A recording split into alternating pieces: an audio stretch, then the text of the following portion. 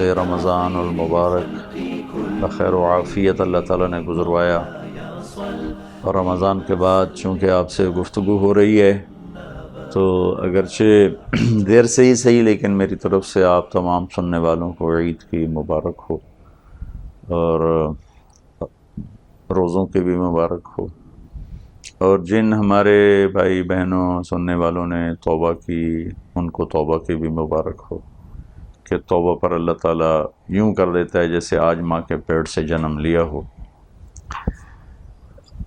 عام طور پر ہم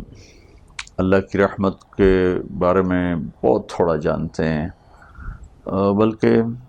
یقیناً انسان تھوڑا ہی جانتا ہے اس کی ہر صفت کے بارے میں۔ وہ لامحدود ہے، ہم محدود ہیں، لیکن لاشعور میں ہم نے اللہ کو دنیا کے بادشاہوں کی طرح سمجھا ہوا ہے کہ جیسے وہ سخت گیر ہیں اور پکڑنے والے، مار دھاڑ والے۔ اللہ تو کرم ہی کرم ہے، رحم ہی رحم ہے۔ البتہ اس کا انصاف قانون ہے کہ اللہ تعالیٰ نے ام نجعل المتقین کالفجار یہ بتا دیا کہ میں تقوی والے اور نافرمان کو برابر نہیں کر سکتا، لیکن نافرمان کے لیے کتنا خوبصورت راستہ بتایا، ان تابوا فانا حبیبہم، سبحان اللہ، کہ اگر وہ توبہ کر لیں تو اسی وقت میں ان کا محبوب بن جاتا ہوں۔ تو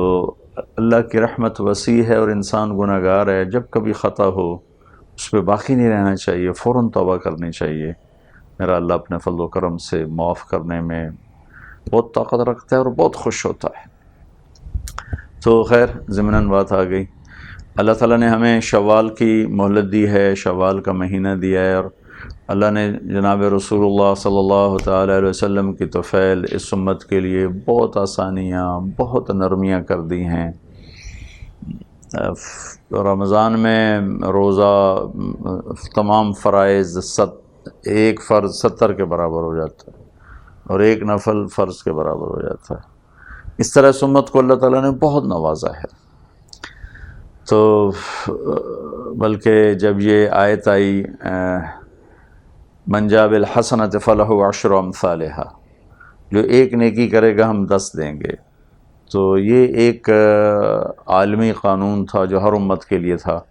اس پر ہمارے نبی نے عرض کی، یا اللہ زد امت، یا اللہ میری امت کو کچھ زیادہ ہو جائے، یعنی مطلب یہ تھا کہ یہ تو آدم علیہ السلام سے عیسیٰ علیہ السلام تک قانون چلا آ رہا ہے، تو میری خصوصیت ہے، میری وجہ سے میری امت کی کچھ خصوصی رعایت ہو جائے۔ تو اللہ تعالیٰ نے اس پر دوسری آیت اتاری، من ذا الذی یقرض اللہ قرضا حسنا فیضاعف له اضعافا کثیرا، مجھے قرضہ کون دیتا ہے میں اسے کئی گنا کر کے واپس کروں۔ اس پر جناب رسول اللہ صلی اللہ علیہ وسلم نے عرض کیا، یا اللہ زد امت، یا اللہ کچھ اور زیادہ فرما۔ اللہ نے تیسری آیت اتاری، مثل الذین ينفقون اموالهم فی سبیل اللہ کمثل حبۃ انبتت 7 سنابل فی کل سنبلۃ 100 حبۃ واللہ یضاعف لمن یشاء واللہ واسع علیم، کہ میرے محبوب چلیں، آپ کی امت میں سے جو میرے نام پر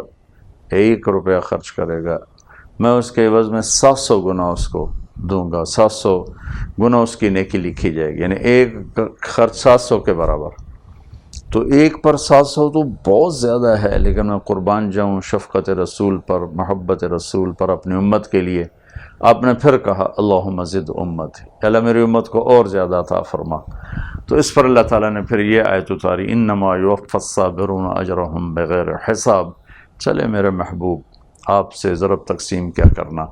ہم آپ کی امت کے صبر والوں کو بے حساب دیں گے۔ اس بے حساب رحمتوں میں سے ایک رحمت شوال کے 6 روزے ہیں، کہ جناب رسول اللہ صلی اللہ علیہ وسلم نے ارشاد فرمایا، من صام رمضان ثم اتبع 6 من شوال فکأنہ صام السنة کلہا، جس شخص نے رمضان کے روزے رکھے اور پھر شوال کے 6 روزے رکھے اس کے پیچھے، اور ثم کا لفظ بتاتا ہے کہ یہ 6 روزے اکٹھے نہیں ہیں، 30 دن میں 6 روزے ہیں۔ بعض دوستوں کو یہ تکلیف محسوس ہوتی ہے 6 اکٹھے رکھنے میں، اور کئیوں کے ذہن میں بھی بعض اوقات یہ ہوتا ہے کہ شاید یہ 6 اکٹھے رکھنے ہیں رمضان کی طرح، ایسا نہیں۔ ثم کا مطلب ہوتا ہے کہ اس پورے مہینے میں 1 سے 29 کے 30 کے دوران جو 6 روزے رکھ لے گا تو پورے سال کے روزے رکھنے کا اسے اجر مل جائے گا کہ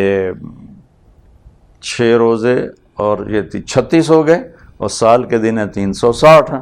تو 36 روزوں کے بدلے میں 360 روزے رکھنے کا اللہ تعالیٰ اسے اجر نصیب فرمائیں گے۔ اور پھر یہ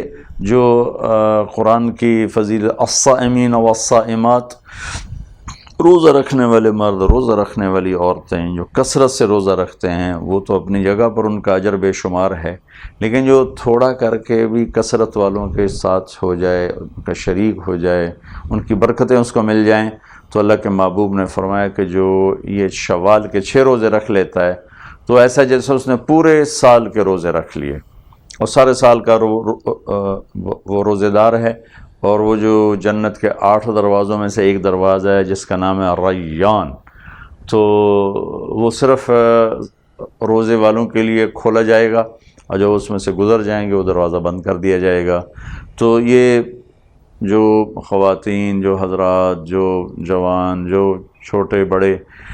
یہ پورے سال کا اجر لینا چاہیں مختصر وقت میں تھوڑی مشقت کے ساتھ، تو یہ 6 روزے اگر رکھ لیے جائیں تو پورے سال کے روزہ دار کہلانے کا اللہ تعالیٰ اجر نصیب فرما دیتا ہے۔ یہ جناب رسول اللہ صلی اللہ تعالیٰ علیہ وسلم کی طفیل، ہمیں یہ سہولتیں ملی ہیں جو میرے مالک نے ہمیں عطا فرمائی ہیں، اور ان کا پھر کوئی حد و حساب نہیں، کوئی شمار نہیں۔ اس لیے ایک دفعہ موسیٰ علیہ السلام نے اس امت کے جب فضائل سنے تو کہنے لگے یا اللہ یہ امت تو مجھے ہی دے دے، تو اللہ نے کہا نہیں موسیٰ، یہ میرے محبوب کی امت ہے جو سب سے آخر میں آنے والے ہیں۔